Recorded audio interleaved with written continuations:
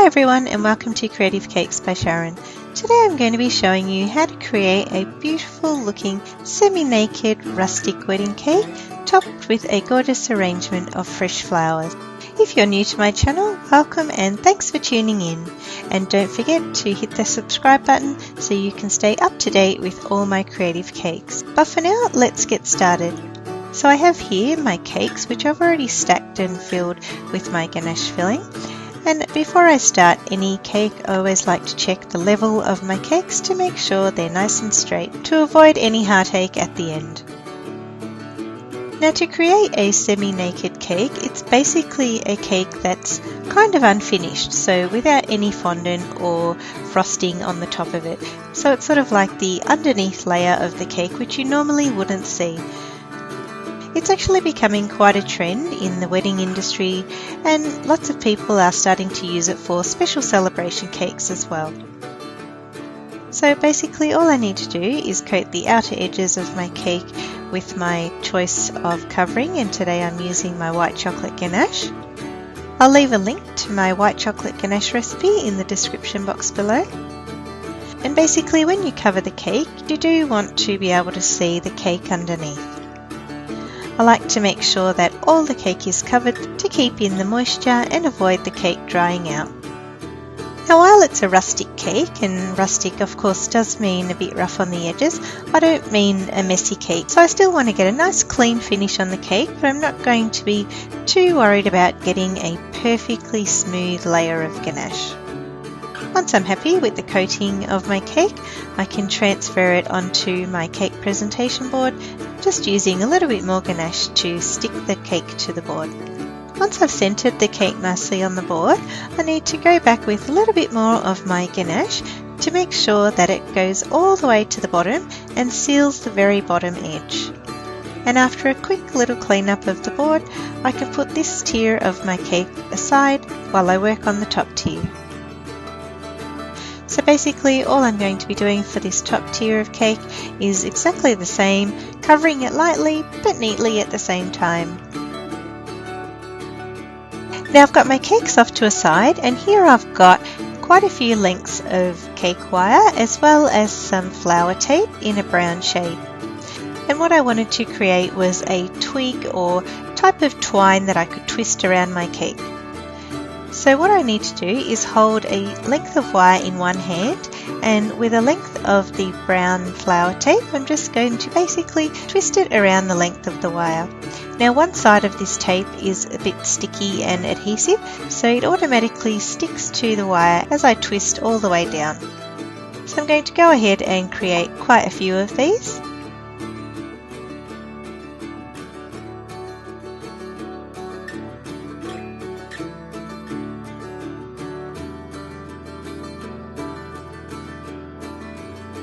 Once I've got all my lengths of wire ready, I'm going to start twisting them and joining them to create a twisted type of twine that I can wrap around my cake and make it look as realistic as possible.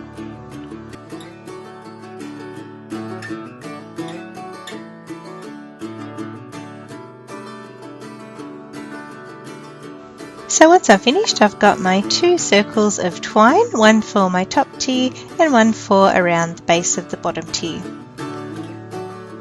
You can see that both of them have a natural look, they're not identical, and they look quite rustic. At this point, before I start stacking my cakes, I need to make sure that I reinforce the bottom tier with some wooden dowels so that it supports the weight of the top tier of cake without getting squashed underneath. So what I'm going to do is insert my 4 wooden dowels into the cake, and then using a black edible marker, I'm going to make a little line on the dowel of where I need to cut it, and then I'm just going to use an ordinary bread knife. You could use a hacksaw if you have one handy to cut the dowel to the exact size, giving it a little file with a little sandpaper block that I just use for cakes, and making sure to wipe off any residue with a nice wet damp paper towel and then reinsert it back into the cake. So I need to repeat this process for all of my 4 wooden dowels. Then to attach the top tier of cake, I'm just going to apply another little bit of White Chocolate Ganache to act as my glue, position my top tier onto the cake, and then go back around the top tier of cake with some more chocolate ganache to seal in the join at the bottom. Now I can add my imitation twine pieces to my cake. I'm just going to place it around the cake and then just twist the ends together. Another little trick you might like to try is by twisting some of the pieces of wire at the ends around a wooden dowel, and it gives it a kind of a vine look as well. Over here I'm just going to pull apart the pieces of wire, and as you can see it's sitting nice and loose around my cake, so before this cake is cut it can easily be lifted straight off the top of the cake. I'll just add the wire to the bottom tier of cake, which is going to be resting on my cake board, and I'll twirl a few little bits and separate some of the other parts of the wire to bring it to life a bit more. You can keep manipulating this wire until you get an effect that you're happy with. Now I'm going to start adding my fresh flowers to the cake, and I'm going to add a little posy to the side of the bottom tier of cake. So once I'm happy with the little arrangement of flowers, I'll tightly wrap all the stems together using a length of the flower tape and trim off the excess stems. And then I'm going to poke them into this little plastic flower pick.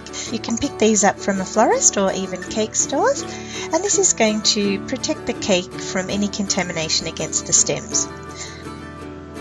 So I'll just position it at the bottom of my cake.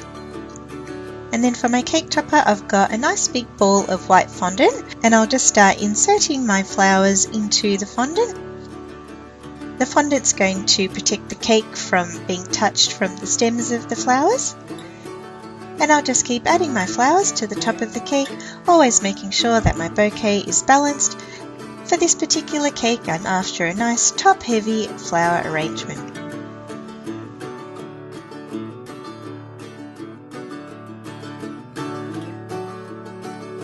So guys, I hope you saw just how easy it is to create quite a stunning looking cake. Don't forget to give it a thumbs up if you enjoyed my tutorial, and if you decide to create one of these cakes on your own, I'd love to see it, so drop me a line in the comment section below or connect with me on Facebook, Pinterest, Instagram and Twitter. Remember that if you're not already subscribed to my channel, go ahead and click the subscribe button and make sure you turn those notifications on so that you'll be alerted each time I release one of my videos. If you'd like to take your cakes a little bit further, you might be interested in checking out my 2 videos, which I've left links to below, on the art of covering a cake with ganache and also covering your cake perfectly with fondant. I'm sure you'll find lots of useful tips and tricks to make your cakes stunning each and every time. I hope you tune in next time, and as always, thanks for watching.